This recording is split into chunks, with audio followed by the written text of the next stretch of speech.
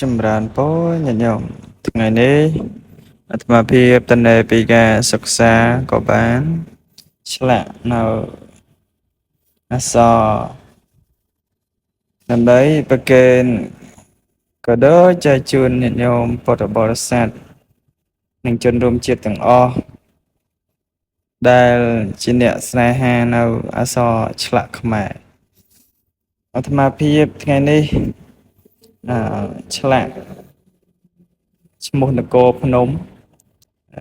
ហើយឆ្លាក់នេះឆ្លាក់អក្សរបែបជ្រុងទេ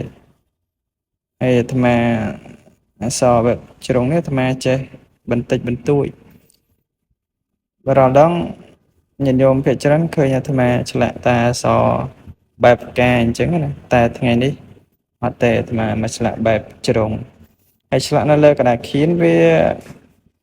មានការរអាក់រអួលបន្តិចហើយអឺវាមិនសូវជាត្រង់បន្តប៉ុន្មានទេ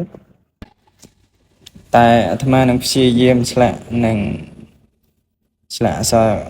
ខ្មែរបានច្រើនដើម្បីចែករំលែកនិងលើកស្ទួយនៅវប្បធម៌និងអក្សរសាស្ត្រខ្មែរយើង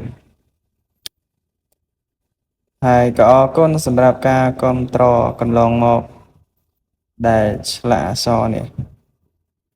ហើយអាត្មាភាពអត់មានអីនិយាយច្រើនទេក៏ប៉ុន្តែអាត្មាចង់ឲ្យញាតិញោមនិងជនរួមជាតិទាំងអស់តាមដានវីដេអូនេះចប់បើសិនជាចង់បាននៅវីដេអូបែបបង្រៀនឆ្លាក់ដូចជា short វីដេអូតែធ្វើល្អយើងធ្វើ long ទៅហ្នឹងហើយធ្វើ long វាស្រួលហើយវីដេអូនេះគឺអឺយើងសរសេរបែបយឺតមួយទេអត់សរសេរលឿនទេយើងអត់សារការសរសេរហ្នឹងវាមានអក្សរខ្លះស្អាតអក្សរខ្លះអត់ស្អាតអញ្ចឹងហ្នឹងហើយបើស្អាតមិនស្អាតទេសូមកណាគុណចាស់គ្រប់ព្រះអង្គក៏ដូចជាញាតិញោមនិងជនរួមជាតិទាំងអស់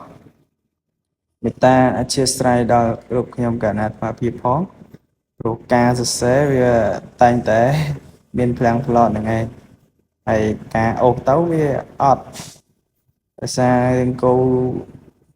នៅលើក្តារខៀនហៅថាឆ្លាក់នៅលើក្តារខៀនវាពិបាកបន្តិចហ្នឹងហើយនឹងអាត្មាភាពមានតែប៉ុណ្្នឹងទេអញ្ចឹងសូមញាតិញោមទាំងអស់រីករាយទស្សនានៅវីដេអូដូចតទៅ